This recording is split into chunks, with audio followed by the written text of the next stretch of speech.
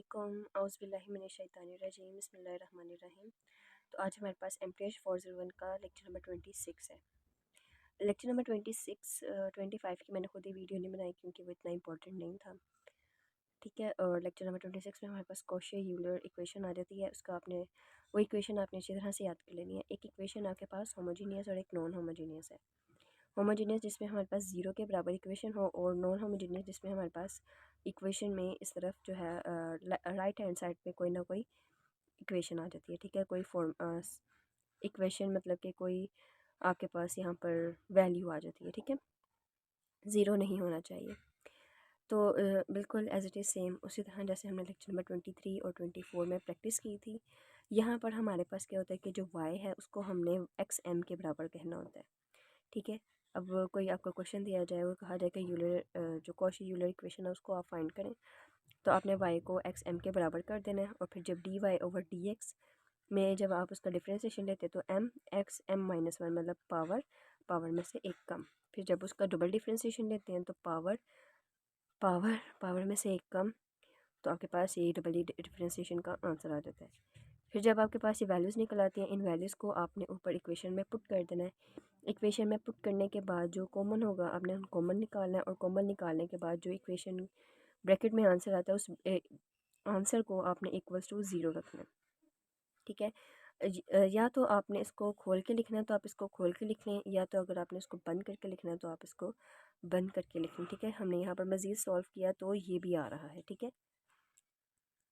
इसके भी केसेस हैं, जैसे हमने 23 और 24 में पढ़े हैं ना, इसके भी केसेस हैं। अब पहला जो केस है इसका यहाँ पर हमारे पास रहता है कि m1 is not equal to m2। m1 is not equal to m2, तो हमारे पास y ये होगा y equal to x(m1), y equal to x(m2). हमारे पास जब y की दो वैल्यूज़ निकलती हैं, मतलब m की दो वैल्यूज़ निकलती हैं, तो उसको जनरल इक्वेशन इस तरह से हम पुट करते हैं c1x(m1), c1x(m2). अब हम यहाँ पर इसको सॉल्व करते हैं। एग्जांपल हमारे पास आ जाती है एक्स स्क्वायर सब double derivative minus 2x single derivative minus 4x which is equal to zero. Solve करते हैं। y को हमने xm के बराबर कहना है। ठीक है, y को xm के बराबर कहने के बाद dy हमने निकालना, मतलब सिंगल डेरिवेटिव और फिर डबल डेरिवेटिव निकालने के बाद वैल्यूज़ को इक्वेशन में पुट करना है। इक्वेशन में वैल्यूज़ को पुट करने के बाद जो हमारे पास आंसर है वही आ जाता है। ठीक है, एक्स स्क्वायर डबल डेरिवेटिव की वैल्यू, ठीक है, फिर उसके बाद -2 सिंगल डेरिवेटिव की वैल्यू, -4 वाई की वैल्यू। ठीक है, मल्टीप्लाई किया तो ये जो है जब हमने इसको मल्टीप्लाई करना है (x(m-2) m स्क्वायर, जब हमने इसको मल्टीप्लाई किया आपस में तो बेसिस सेम पावर्स ऐड हो जाती हैं। तो पावर्स ऐड होने के बाद -2 + 2 से कट हो जाता है। ठीक है, m square minus m x m, तो यहाँ से भी जब हम मल्टीप्लाई करेंगे तो बेसिस सेम हो जाएंगी, तो पावर्स ऐड हो जाएंगी, तो मल्टीप्लाई कट हो जाएगा -2 + 2 के साथ। ठीक है, माइनस (x(m) - 4(x)m, यहाँ से हमारे पास xm कॉमन आता है। xm जब हमने यहाँ से कॉमन ले लिया तो xm कॉमन लेने के बाद ये इक्वेशन हमारे पास बनती है। ठीक है, और ये 3m आ जाता है। अब यहाँ से क्या है, इसकी फैक्टराइजेशन हो रही है, तो इसकी फैक्टराइजेशन हो रही है जैसे कि ये रहा -4m + 4 -4m + m - 4। तो कॉमन लेने के बाद दो हमारे पास आंसर्स आते हैं, एक m-1, ठीक है, एक हमारे पास आ जाता है m+1 m-4 m-1 और m+4। दो हमारे पास m की वैल्यूज़ निकल आती हैं। तो जब हमारे पास दो वैल्यूज़ निकल आएंगी m की, तो हमारे पास ऊपर केस 1 अप्लाई हो रहा है। केस 1 में हमारे पास इक्वेशन y किसके बराबर थी, c1x(m1) और c2x(m2). तो यहाँ पर जब हमने वैल्यूज़ को पुट करना है तो हमारे पास रूट्स जो हैं वो कुछ इस तरह से निकल आते हैं। Roots are distinct and real. Roots भी आपने बताना है कि क्या है, और यहाँ पर आपने वैल्यूज़ को पुट कर देना है कि जो m था वो -1 के बराबर था m1, और m2 जो है वो हमारे पास 4 के बराबर था। ठीक है, उसके बाद हमारे पास एग्जांपल नंबर 2 आ जाती है। एग्जांपल नंबर 2 में भी हमने यहाँ पर y को xm के बराबर, फिर उसका डेरिवेटिव लेना है, फिर उसका डबल डेरिवेटिव लेना है। डबल डेरिवेटिव लेने के बाद वैल्यूज़ को जब हमने पुट किया, पुट करने के बाद बिल्कुल सेम जैसे हमने पहले क्वेश्चन में किया था, 4x², यहाँ पर डबल डेरिवेटिव की वैल्यू +8x, यहाँ पर सिंगल डेरिवेटिव की वैल्यू +xm। ठीक है, मल्टीप्लाई किया, पावर्स बेसिस सेम तो पावर्स ऐड, कटिंग करने के बाद यहाँ पर हमारे पास जो आंसर है xm कॉमन लेने के बाद जो है 4m² - 4m + 8m + 1। उसको मज़ीद सॉल्व करते हैं तो ये हमारे पास आंसर निकल आता है। अब देखें यहाँ से हमारे पास फार्मूला बन रहा है, यहाँ पर फार्मूला बंद हो रहा है 2m+1 का, ठीक है। ए का मतलब 2m+1 मतलब a+b का होल स्क्वायर, a+b का होल स्क्वायर। यहाँ पर फार्मूला बंद हो रहा था तो यहाँ पर हमने फार्मूला लिख दिया इक्वल्स टू 0। अब तो ये हमारे पास फार्मूला होता है a+b होल स्क्वायर का, ठीक है। 2m+1 तो यहाँ पर a हमारे पास 2m हो जाएगा, ठीक है। देखिए 2m+1 तो यहाँ पर 4m² + 4m+1 पूरा का पूरा फार्मूला जो है हमारे पास बना था, तो ये हमने फार्मूला इस वजह से यहाँ पर लिखा है, ठीक है। अब यहाँ से हमारे पास m की वैल्यू -1/2 मतलब कि m की वैल्यू 1 निकल रही है। तो यहाँ से इसमें यहाँ पर रूट्स क्या होंगे, यहाँ पर हमारे पास रूट्स जो हैं वो रिपीटेड रियल रूट्स होंगे, जिसमें हमारे पास जो y की वैल्यू है वो x m के बराबर होगी, मतलब m 1 होगा हमारे पास। तो यहाँ से इक्वेशन हमारे पास क्या बनेगी, c1xm + c2xm log of x, ठीक है। तो यहाँ पर हमारे पास m की वैल्यू -1/2 निकल रही थी, तो यहाँ पर हमारे पास c1x -1/2 + c2x -1/2 log of x, ठीक है। और नेक्स्ट एक और एग्जांपल आ जाती है, एग्जांपल नंबर 3। एग्जांपल नंबर 3 में भी सेम कॉशी यूलर इक्वेशन को हमने सॉल्व करना है।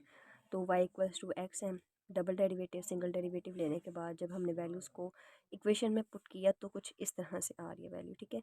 xm m² - m, तो जब हमने 2m+3 आ गया था। अब यहाँ से हमारे पास ये जो इक्वेशन है इसकी फैक्टराइजेशन नहीं हो रही, तो हमने यहाँ पर क्या करना है, हमने यहाँ पर ले लिया इसका क्वाड्रेटिक इक्वेशन का इस्तेमाल किया। क्वाड्रेटिक इक्वेशन का इस्तेमाल करने के बाद जो आंसर है वो हमारे पास आयोटा में आ रहा है, ठीक है। m1 जो कि m1 एक बार प्लस में आयोटा हो जाएगा और एक माइनस में आयोटा हो जाएगा। अब यहाँ पर हमारे पास केस 3 का इस्तेमाल हो रहा है क्योंकि यहाँ पर कम्प्लेक्स रूट्स आ गए हैं। m1 alpha plus iota beta, m2 alpha minus iota beta. तो इसका जो इक्वेशन है हम किस तरह से लिखेंगे, y x a हमारे पास वो वैल्यू होगी जो हमारे पास यहाँ पर आयोटा के बगैर निकल रही होगी, जैसे कि यहाँ पर -1 है, ठीक है। x(a) c1 cos beta log x + c2 sign beta log x। तो x -1 तो यहाँ पर क्या आ जाएगा, y = x -1 c1 कोस, अब बीटा की वैल्यू हमारे पास क्या आ रही थी 2 √2 log x - c2 sine √log x, ठीक है।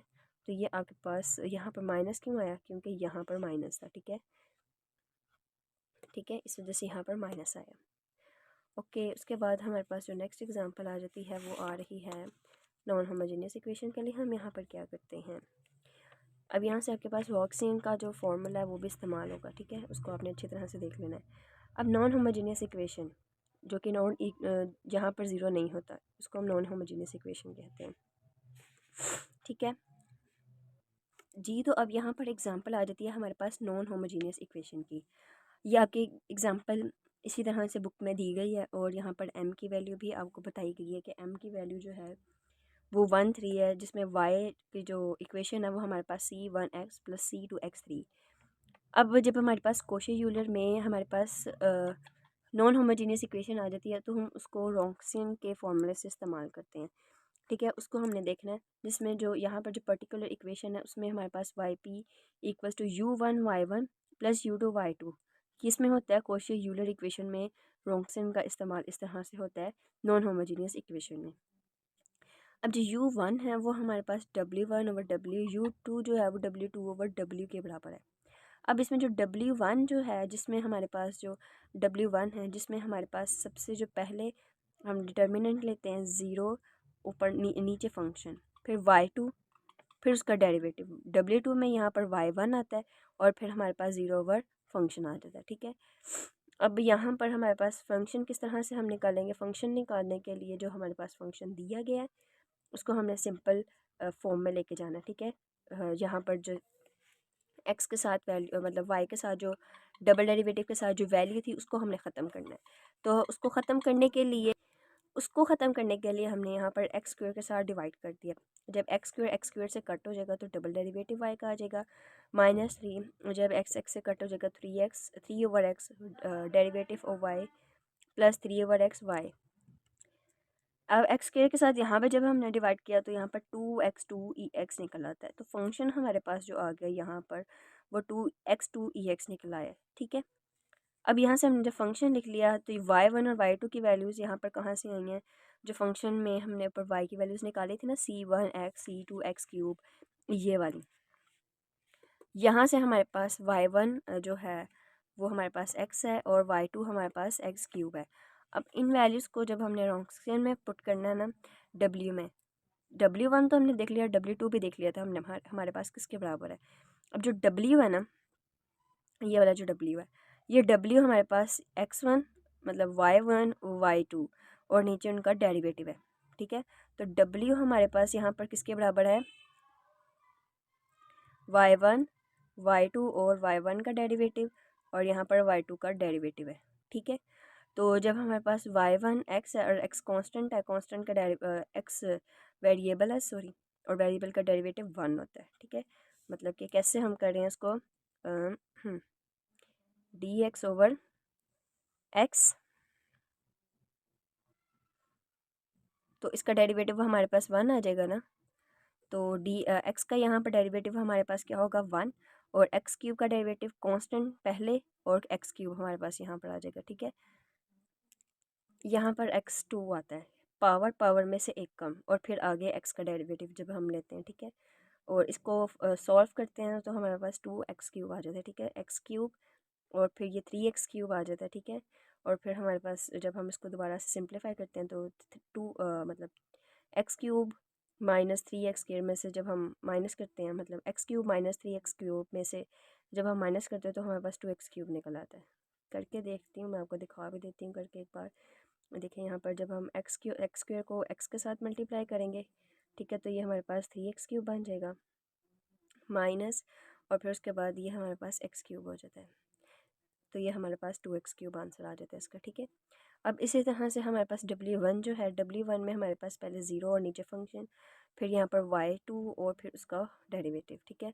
तो यहाँ पर भी 2 आता है, सॉरी, तो 0 यहाँ पर हमारे पास फंक्शन आ गया, और यहाँ से हमारे पास इसका डेरिवेटिव जब हम लेते हैं तो 3x² आ जाता है। मल्टीप्लाई करेंगे तो हमारे पास 2x5 आंसर आ जाता है। और इसी तरह से जब हमने w2 निकालना है तो w2 में सबसे पहले हमारे पास यहाँ पर w1, उसका डेरिवेटिव 0 और फिर फंक्शन है, मल्टीप्लाई करेंगे तो ये 0 हो जाएगा और ये हमारे पास x³ इसका आंसर आ जाता है। अब u1 और u2 की वैल्यूज़ को हमें पता है, u1 हमारे पास w1 ओवर w के बराबर था, और जो u2 था वो हमारे पास w2 ओवर w के बराबर था। हमने वैल्यूज़ को पुट किया, u1 की वैल्यू हमारे पास ये निकल आई और u2 की वैल्यू निकल आती है, ठीक है। 2 के साथ कट, x³ के साथ कट, ठीक है, 2 के साथ कट, और x³ यहाँ से 3 के साथ कट, और 2 बाकी बच जाते हैं, x² और हमारे पास आंसर आ जाता है। तो यहाँ पर हमारे पास जो लेक्चर नंबर 26 है वो कंप्लीट हो गया है। तो इंशाल्लाह मिलते हैं अपने लेक्चर नंबर 27 में। दुआओं में याद रखिएगा। अगर आपको लेक्चर पसंद आया तो लाइक कर दें, सब्सक्राइब कर दें, ताकि मैं मज़ीद जो मैथ के लेक्चर्स हैं उनके शॉर्ट नोट्स बनाऊँ, उनकी शॉर्ट वीडियोस बनाऊँ। अल्लाह हाफिज़।